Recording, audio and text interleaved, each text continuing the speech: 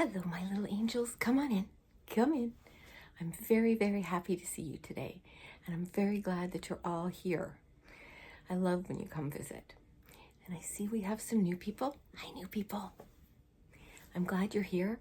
Please feel free to like it, to share it. Comments are amazing. I love the comments. I love interacting with you. I love watching you guys interact with each other, and I love knowing what you think. So please feel free. And definitely hit that subscribe button, please. And those of you that are returning, hi guys. I'm so happy that you're here. Please keep the comments coming. I really, really love hearing from you. And I love getting to know you. And this video is actually more about getting to know me. I've debated doing this video for a while. I floated out the idea a couple times, and a few people have said they would love it, and that they're struggling with this issue as well. And if you've read the title, you know this is my fertility journey. It's long, so buckle up. But yeah, this is more to help people know that it's okay to talk about. It's not a secret. Oh my gosh, I still remember my first loss. People whispered it. She had a miscarriage. You can say it out loud. It's okay. And it wasn't even a miscarriage, my first loss, but we'll get to that in a minute. Okay, so here we go. And excuse me if this is going to trigger anyone. It does involve multiple pregnancy losses. Okay, and my whole journey. Okay, so let's start with, first of all, I always had an issue with my periods.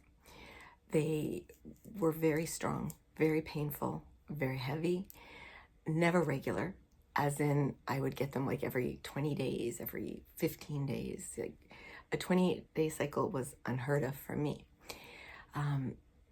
So I had a doctor who, in my 20s, said, oh, you have endometriosis. No ultrasound, no testing, nothing. You have endometriosis. We're going to put you on the pill, and we're going to let your body think you're pregnant. You're not going to take a break. This was cool. I did this for 1.5 years. And then I said, I think I want to come off this. And he's like, okay, fine. No warning what was going to happen, nothing. Like, meanwhile, like 1.5 years worth, just. And then about 3-4 months later, I ended up in the hospital with a blood clot in my lungs. And it was really serious.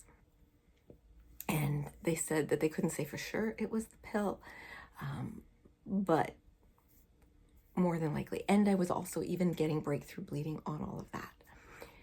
Okay, fine. I just lived with it. Fast forward, my husband and I meet. We're trying to have a baby. I go to my family doctor. I'm like, nothing's happening. Like, what's going on? He goes, you need to see a specialist. Okay.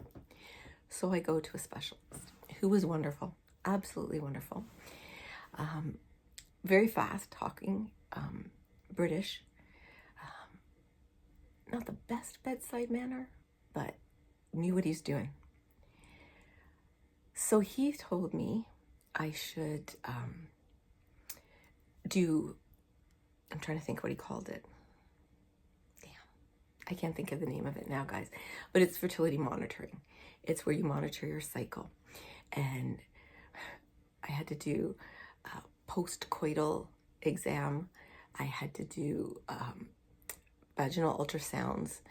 And it would be like all these women lined up in these blue gowns waiting to get their turn to see when they're ovulating. So I would ovulate, and they were like, okay, you should be pregnant. You should be able to get pregnant now. Nothing. Then we had a blackout. And lo and behold, I got pregnant. And I went to them and I said, I think I'm pregnant. They did the test. Yes, I'm pregnant. Now, my numbers were a little low, and they said to me, if you have any kind of pain, you let us know. No problem. You have to understand, I wanted a baby so badly. So when the pain started, I would Google, and I would look it up in baby books. Oh, it's my ligaments stretching. Oh, this is normal. This is this, this is that. yeah, it was not normal. So my husband traveled, so he was traveling. My dad stayed over with me because I was a little nervous. I was pregnant, like I remember I woke up in the middle of the night. I had to go to the bathroom. I came back and my other cat, my male cat, jumped up on my stomach and wrapped his paws all around me, which he'd never done. And I'm like, what are you? That's when the pain hit. I'll believe, and I don't care what anyone says, I believe he was trying to protect me. I believe animals can sense things. So I thought, okay, I tried to go to the bathroom again. That didn't help.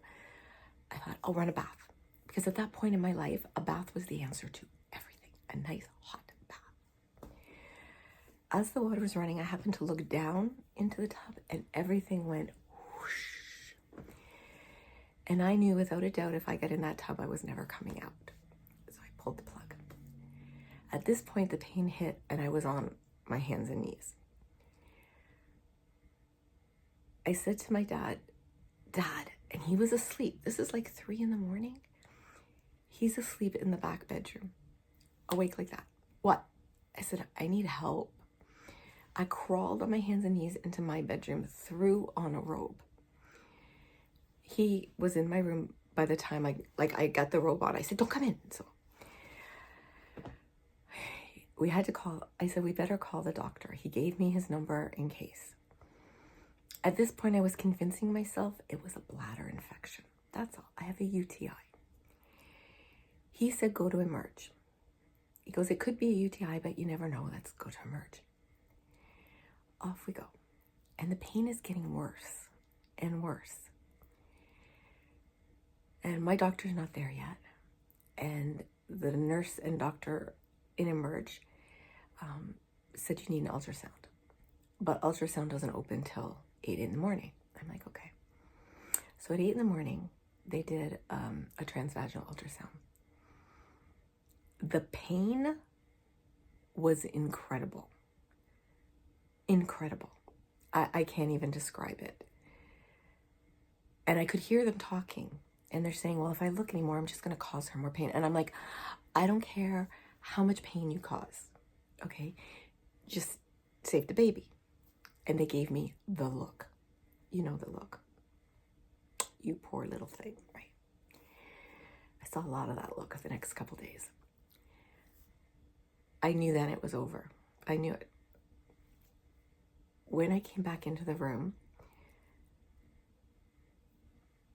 my dad said, did they say anything? And I'm like, it's over. I don't know what it is, but I know it's over. And the nurse came in, and she's an older nurse too. God, I loved her. And she said, well, that is unfortunate, isn't it? And I burst into tears. I said, what is? And she's like, they didn't tell you? I'm like, I don't know what's happening. So she took my hand and she told me that it was a ruptured ectopic pregnancy. Then a doctor came in and he said, you're going to have surgery and we are probably going to be removing the tube. I don't know if you're even going to keep your uterus. At this point, I was facing my entire fertility being gone.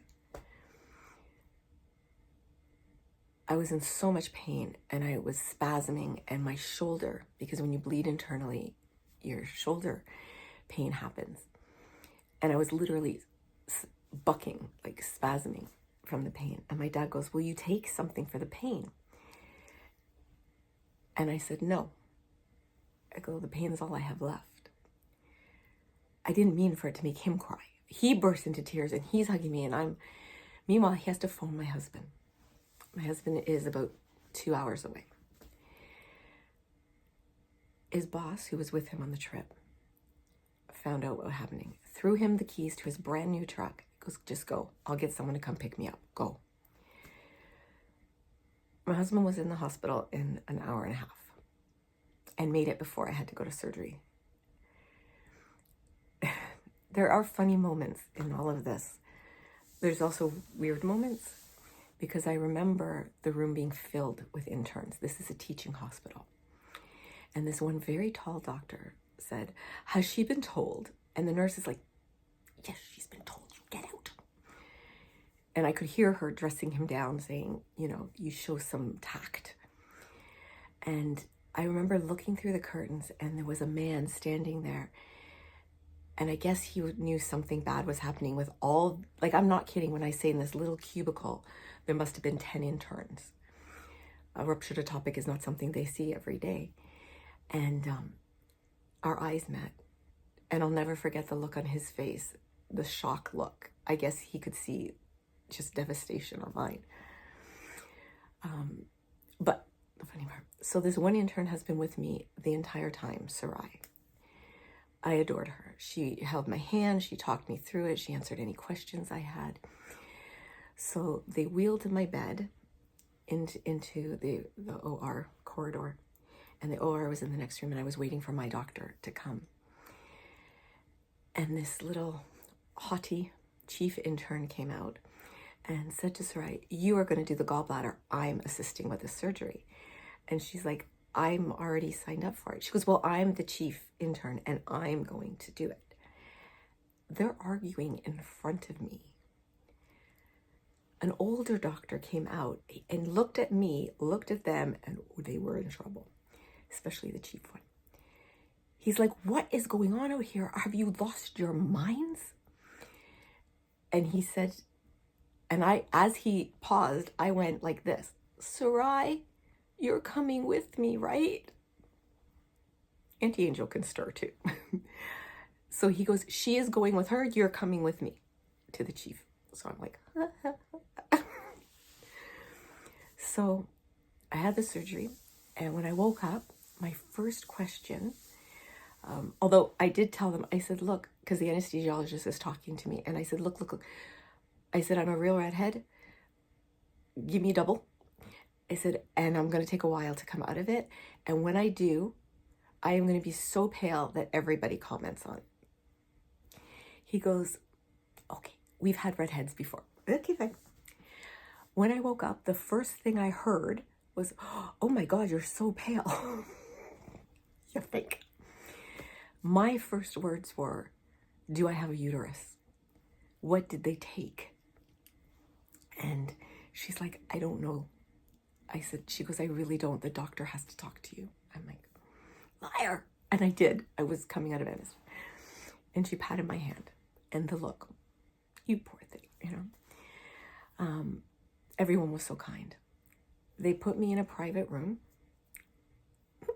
on the maternity floor. I could hear women having babies. I could hear babies. But they did give me the private room at the end of the hall. My parents came. My husband was there. My best friend came. I was blaming myself. I was Googling everything I could find. And what did I do wrong? Luckily, I found an amazing website, ectopic.org. It's based in the UK, and it's for women who've had ectopic pregnancies, because it's not a miscarriage. It's different. It helped me immensely. So when I got the all clear to try again, we did the whole cycle monitoring. That's what it's called, cycle monitoring again. He said, and I'm thinking, I've only got one tube. How am I going to get pregnant, right? I had a hard enough time getting pregnant with two. I had no problems getting pregnant.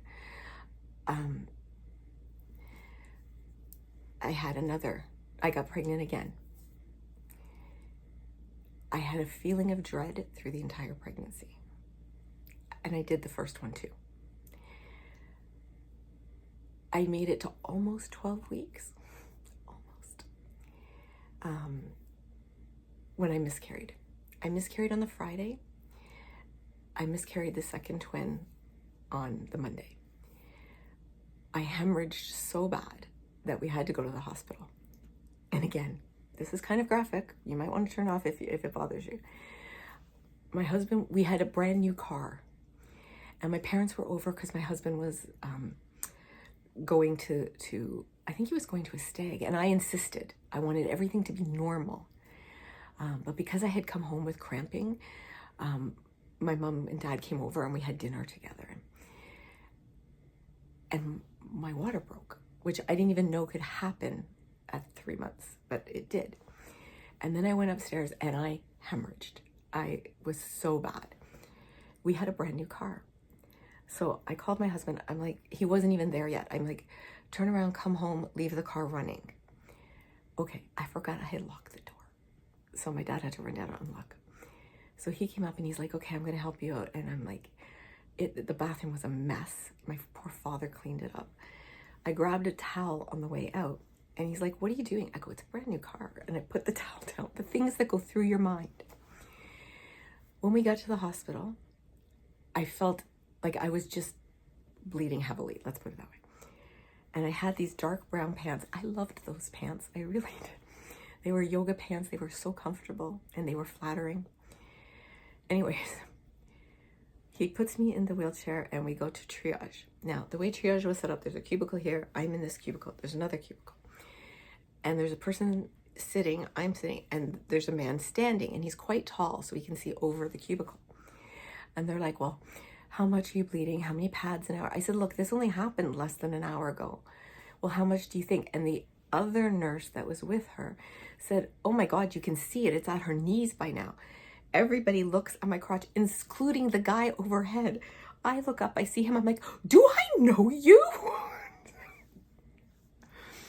So again, they wheeled me down to a private room and emerged. Very kind. I had a nurse, I remember her name to this day, Ursula. What a godsend. What a godsend. As I was changing, I lost a lot of blood and tissue. And my husband was like, oh my God, don't look down, whatever you do. So of course.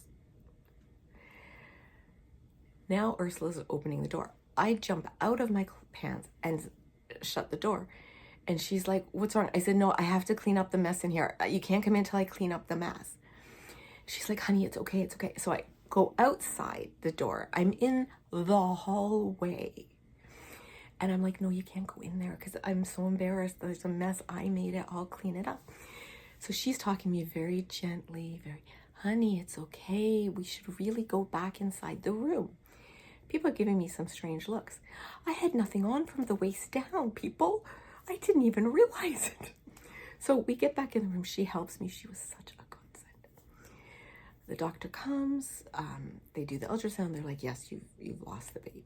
Well, actually, the doctor on call was doing the examination. He goes, well, you don't need me to tell you you've had a miscarriage. And I'm like, wow, thanks. My doctor came and he's like, we don't know for sure till we do the ultrasound. He goes, I've had women have to have transfusions and still the pregnancy was viable. Like, don't worry. Okay, we do the ultrasound and yeah, I lost the baby. And then on the Monday, I lost another baby. It had already died. Now we waited a couple more months to try again. This time they put me on a fertility drug. Twins run in my family. So we all joked, because I did get pregnant right away. And we all joked that I was having a mob. So my parents would say, how's the mob doing? How's it? During this time, my dad was diagnosed with colon cancer, stage 4. Get those colonoscopies, people. Don't be embarrassed. Everybody poops, okay? You need to get them. So I was pregnant. My dad had to have surgery. He had to have the tumor removed. That was on May 29th. May 28th. Yeah, May 28th. And he joked, he goes, ha, you better not die and ruin your birthday, because my birthday's the 31st. I'm like, don't even joke about that. We were laughing, like, that's us. We have dark humor. The doctor came and said, I can't do your surgery. I had complications with the previous one. I'm tired. And Dad's like, okay. So they're like, you can go home, but you can't eat anything. You can only have clear fluids from now until Monday. This is me. Monday's my birthday, you ass. So the surgery's rescheduled till Monday. Okay. At my mom's house, my mom and dad's place, I keep running to the bathroom because something doesn't feel right. On my birthday, I miscarry. And I can't tell anyone. And I'm not telling anyone before the surgery except my husband. all I had with me was the box of Kleenex on my mother's nightstand. I grabbed it and just put them all in there. My husband drove me on the way to the hospital. We said, because my uncle was driving my dad's, and I said, I'm going to go with Brad and we're just going to stop at the drugstore. Okay. Grabbed what I needed. And he's like, are you sure? I said, I'm positive. I'm positive. And I bought a pregnancy test, and of course, it was so faint. I'm like, yeah, it's done.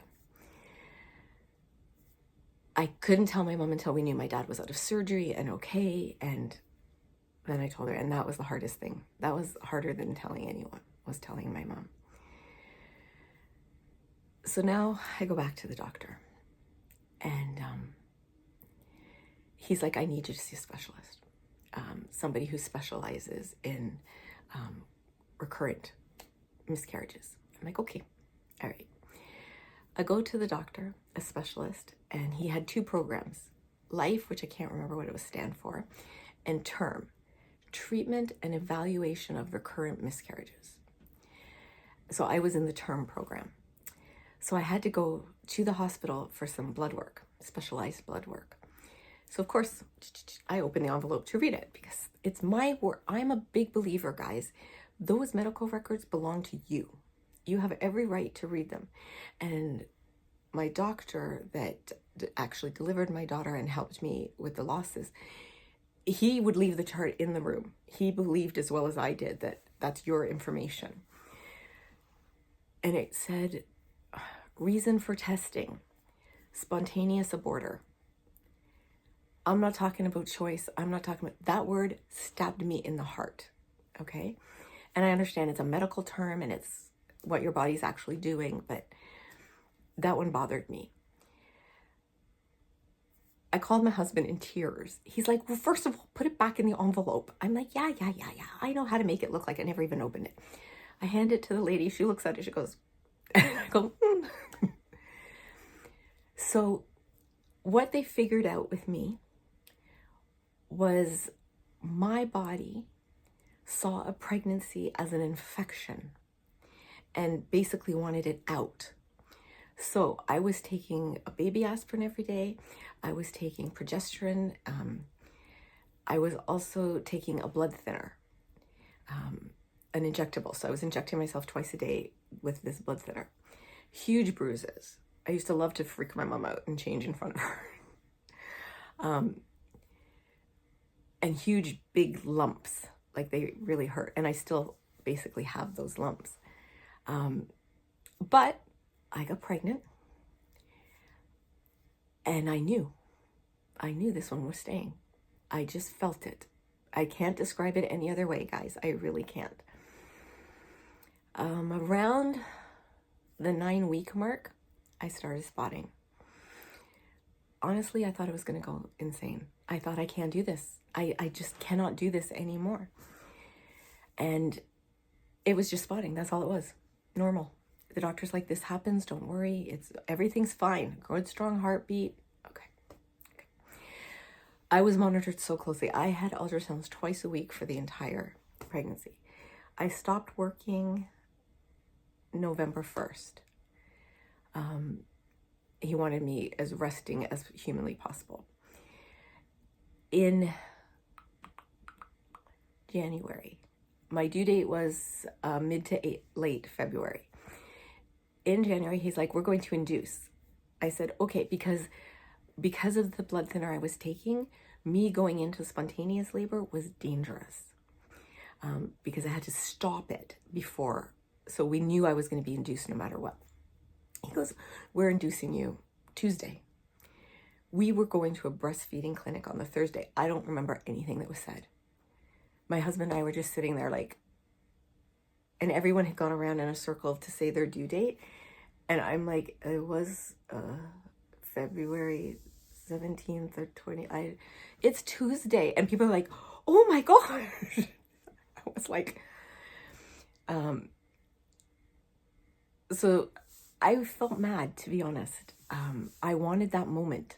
I wanted the, honey, it's time moment. And I wasn't going to get it. So I thought, so they call you at 6 in the morning to tell you what time to come in for the induction. I couldn't sleep that night at all. So I was up. My hair was brushed. My makeup was on. Yes, I put my makeup on to have a baby. And my phone rang. And they're like, hi, we're calling you for your induction.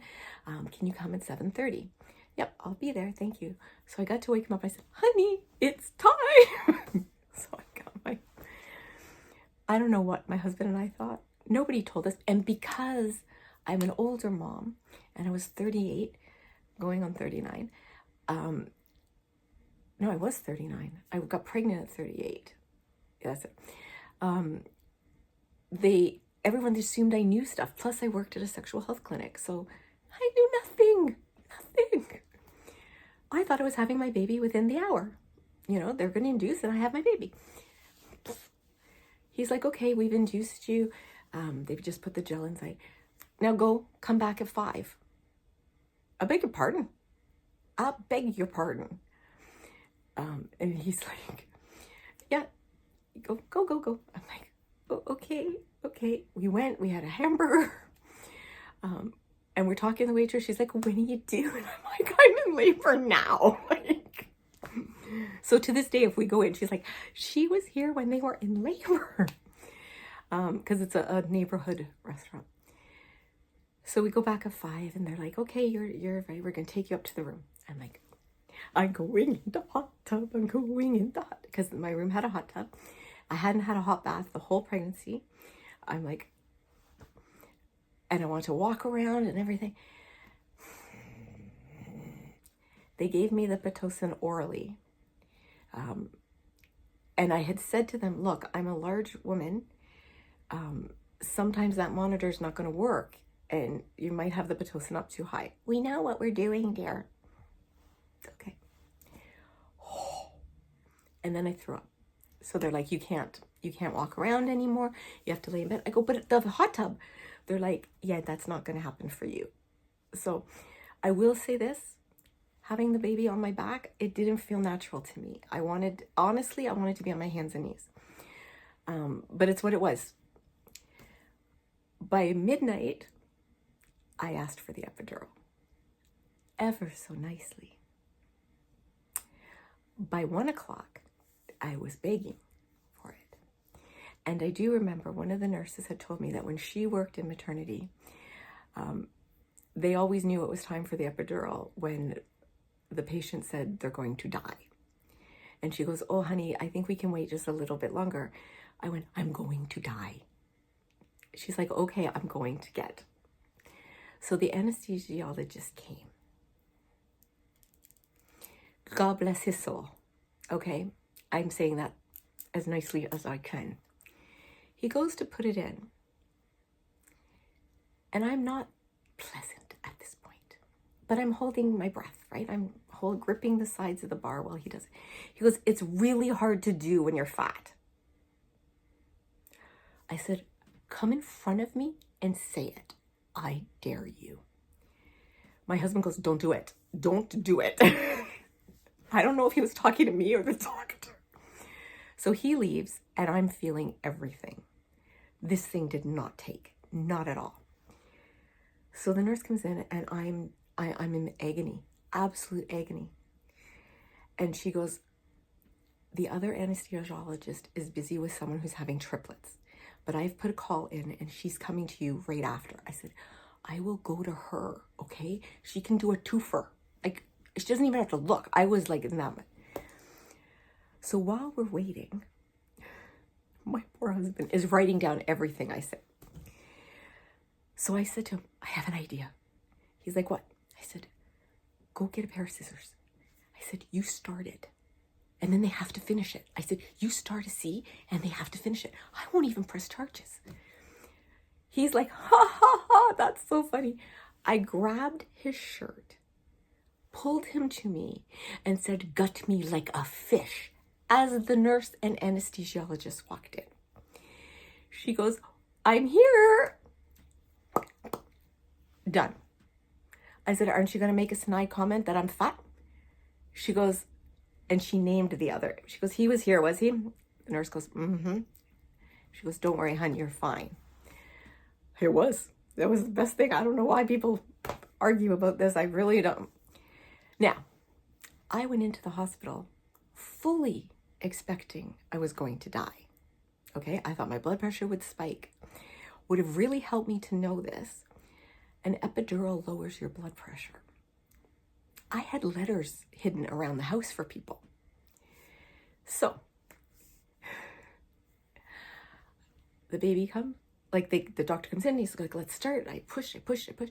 My poor mother was in the room with us. I had offered my mother-in-law to be, but she backed out. And she had a broken foot and was walking around on it too. So I had given my mom my focus point, right? And I had no idea, guys, that when you have a baby, how much focus you have. It's incredible. It was the only word I can come up with. It was empowering. So I said, that's my focal point. Can you just hold it? Sure. What the fuck are you doing, Mom? She's like, I'm holding. No, hold it. So the doctor had said to my mom and my husband, nobody's going in and out of this room.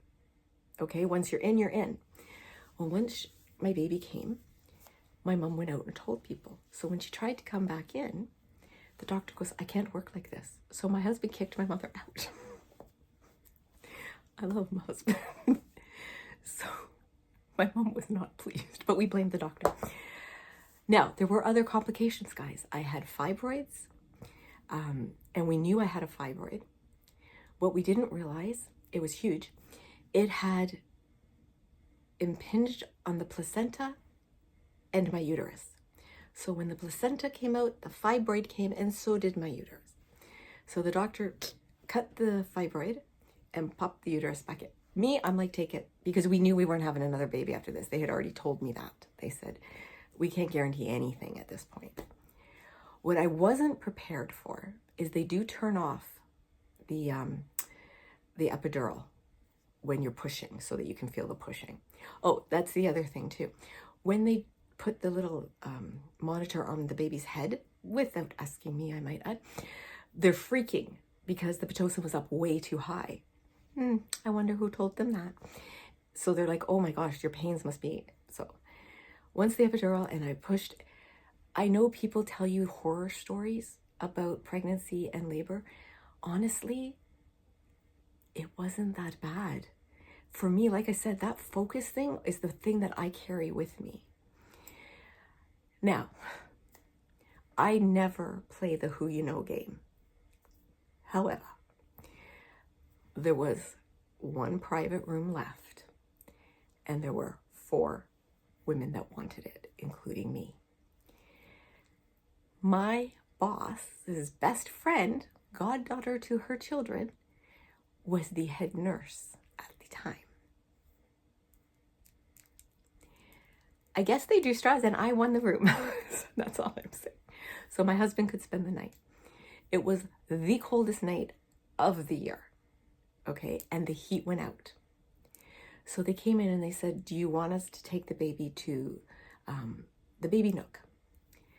And I'm like, what's the baby nook? And it's just a room that they put the babies in and they cry. Nobody's in there with them. I'm like, no, thank you. She can stay with me.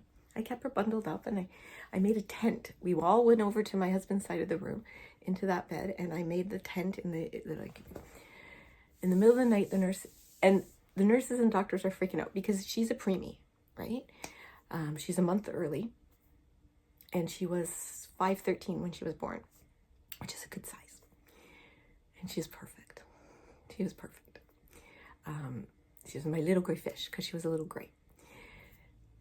Now, everyone was freaking out because she could hold her head up. I'm not making that up, okay? She just had babies. It does happen sometimes.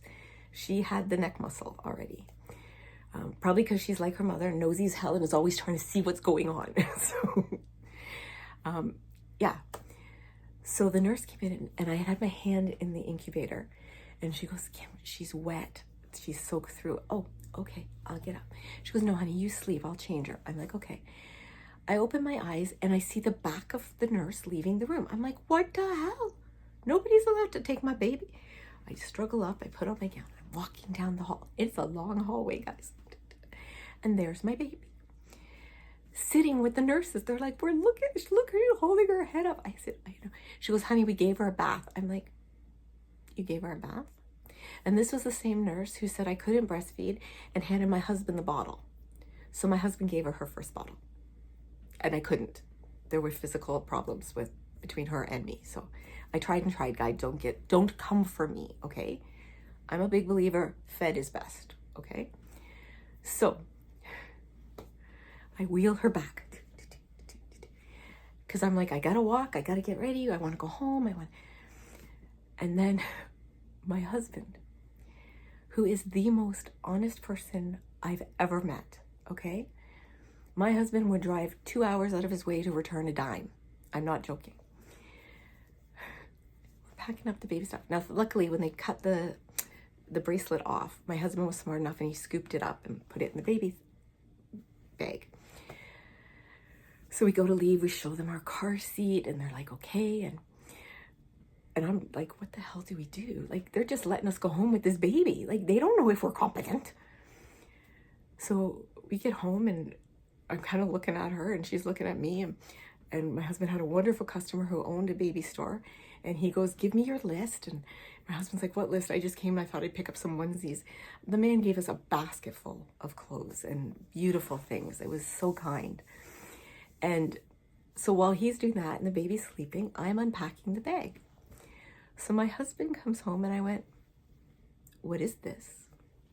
And what is this? Oh, those, that's the hospital gown they had her in, and that's the hat they had her in. And they were the first thing she had on her body. And you know what? We pay a lot of money and we donate. And he's going on and on. Like, it's okay. It's okay.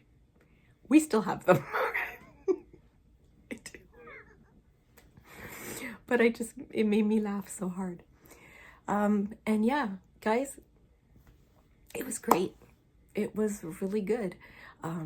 I actually lost weight during my pregnancy. I had a chart on the fridge that you could tick off, and I got it from my local public health. So if you need one, they'll give it to you. How many servings of fruit, how many servings of veg, how many proteins, how many milk, so that I made sure I had what I was supposed to have every single day. Cut out caffeine, cut out carbonated drinks, the whole 9 yards. So yeah, that's my fertility journey. A lot of people ask me, oh, you're just one and done, huh? And I'm like, you really shouldn't comment on that to people, because in my case, it wasn't by choice, but if it was, that's my business. So I never ask someone why they haven't had a baby. I never ask someone when they're having a baby. If I don't see a baby coming out of somebody, I'm not asking if they're pregnant, okay? Like, that's just the way it is. But there is hope, guys. There is. And I was so lucky. I had a friend at the time who had had a lot of losses, and she spoke very openly.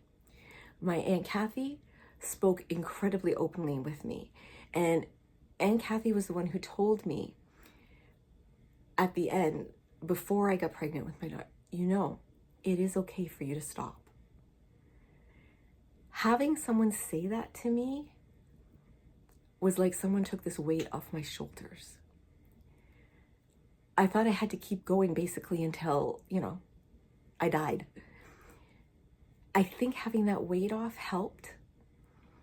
I don't know, but we had my daughter. We got pregnant with my daughter, and that was, she's 18 now. And for me, it worked. And I hope this helped somebody. If you're having struggles with your fertility journey, there is hope. But the biggest thing is talk to other people. Okay, responsible people though. Be very careful of any groups you find online. Vet them. Make sure they're responsible. Okay, that's the right word, responsible. Yeah, okay. So I hope this helped. I know it's not the normal topic, but I did want to talk to you guys about it, okay? And remember always that I love you, I value you, I honor you, and I'm so very, very glad that you were born.